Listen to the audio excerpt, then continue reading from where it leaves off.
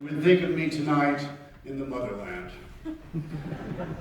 The movie has always been my sacred hero in life. And my first memories of wanting to be a film actor are very abstract. I must have been 5 years old and I was trying to figure out how to get from the living room floor to inside the television set because all those little people looked so cool in that box and I wanted to be with them and not in my living room.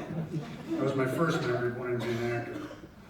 Then when I would walk to school, I would imagine shots of myself. I didn't know what a crane shot was. I was quite young, but I had one in mind because I was getting smaller and smaller on my way to the school as the camera was panning up.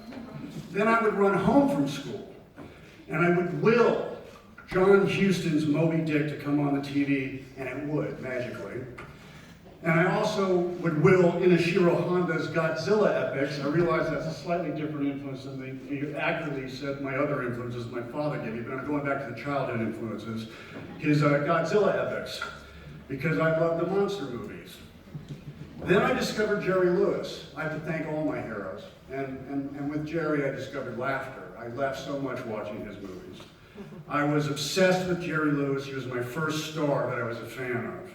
Then came Bruce Lee, which changed my life. And I would read comic books, and I went to the theater, I was like 9 years old, and I saw this guy doing backflips and karate kicks. I said, wow, superheroes really do exist. So that was extraordinary. I also enjoyed the action movies of Sean Connery, as you know, and Charles Bronson. But it wasn't until I was 15 that I discovered James Dean in East of Eden when he's getting the money back to his father, played by Raymond Massey, and the father says no. And wow, I mean, it just tore my heart out. Nothing moved me like that moment. No Beethoven symphony, no rock song, no painting, nothing. And I knew then the power of film acting.